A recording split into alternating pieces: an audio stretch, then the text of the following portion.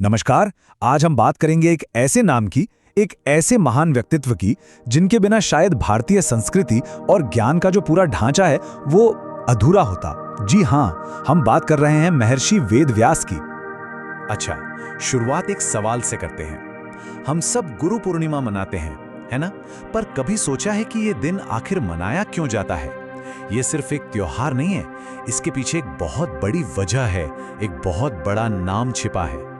और वो नाम है वेद व्यास। बिल्कुल सही। गुरुओं को समर्पित ये जो महान दिन है, ये उन्हीं के सम्मान में मनाया जाता है क्योंकि उन्हें माना जाता है परम गुरु। पर सवाल ये है कि आखिर क्यों, ऐसा क्या किया उन्होंने? चलिए इसी सवाल का जवाब ढूंढते हैं। तो सबसे पहले बात करते हैं उनके सबसे बड़े और शायद सबसे मौलिक काम की। वो था ज्ञान को व्यवस्थित करना। आप सोचिए, बिखरा हुआ ज्ञान, उसको उन्होंने एक ढांचा दिया। देखिए, उनका नाम व्यास कोई मामूली नाम नहीं है। इसका मतलब ही होता है जो व्यवस्था करे, जो संकलन करे या जो विभाजित करे। मतलब उनका नाम ही उनके काम का पूरा सार बता देता है। और यहाँ एक और दिलचस्प बात है, उनका असली नाम तो कृष्ण द्वैपायन था। कृष्ण क्योंकि उनका रंग श्याम था और द्वैपायन क्योंकि उनका जन्म एक द्वीप पर हुआ था। वेद व्यास तो एक उपाधि थी, एक टाइटल जो उन्होंने अपने महान काम से कमाया था। तो सवाल उठता है कि उन्होंने आखिर किया क्या? देखिए, उस समय सारा का सारा वैदिक ज्ञान एक ही विशाल ग्रंथ में था। अब सोचिए, उसे समझना या याद रखना कितना मुश्किल रहा होगा, लगभग नामुमकिन। तो वेदव्यास जी ने इस विशाल ज्ञान के सागर को 4 हिस्सों में बांट दिया: ऋग्वेद, यजुर्वेद, सामवेद और अथर्ववेद, ताकि हर कोई इसे आसानी से समझ सके, इसका अध्ययन कर सके। लेकिन वेदों का विभाजन तो बस एक शुरुआत थी। इसके बाद उन्होंने जो किया वो था दुनिया के सबसे बड़े महाकाव्य की रचना। 1 लाख। जरा इस संख्या के बारे में सोचिए। महाभारत में 1 लाख श्लोक हैं। 1 लाख। यही चीज इसे दुनिया का सबसे लंबा और सबसे बड़ा महाकाव्य बनाती है। ये उनके ज्ञान और उनकी प्रतिभा का सबसे बड़ा सबूत है। और ये सिर्फ कोई कहानी नहीं है, नहीं, महाभारत की गहराई और उसमें जो ज्ञान छिपा है उसकी वजह से इसे 5वां वेद तक कहा जाता है। इसमें जीवन, धर्म, कर्म, हर पहलू समाया हुआ है।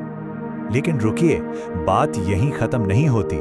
माना जाता है कि उन्होंने 18 प्रमुख पुराणों की भी रचना की।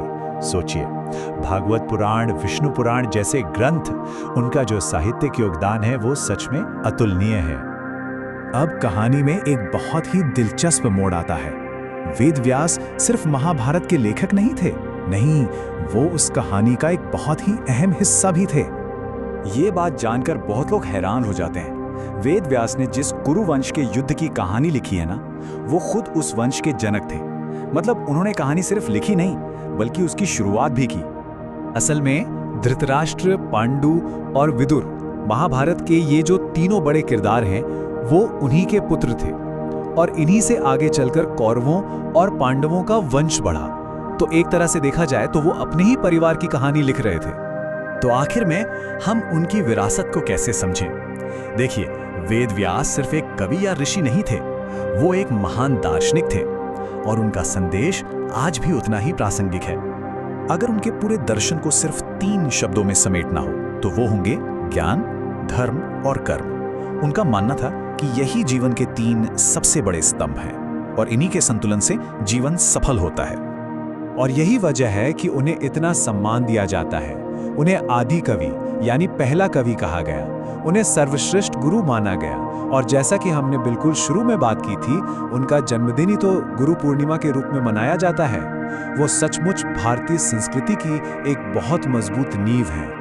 आखिर में उनकी महानता इसी बात में है कि हजारों साल गुजर जाने के बाद भी उनकी लिखी हुई बातें, उनकी रचनाएं आज भी दुनिया भर के लोगों को रास्ता दिखा रही हैं। वो आज भी हमारे लिए ज्ञान और आध्यात्मिकता का एक अनमोल खजाना है। तो ये सब हमें एक बहुत ही अहम सवाल पर लाकर खड़ा कर देता है। वेद व्यास के अनगिनत उपदेश हैं, धर्म का पालन, ज्ञान की खोज, सही कर्म करने की प्रेरणा। तो सवाल ये है कि आज की दुनिया को उनकी कौन सी शिक्षा की सबसे ज्यादा जरूरत है? इस पर जरूर सोचिएगा।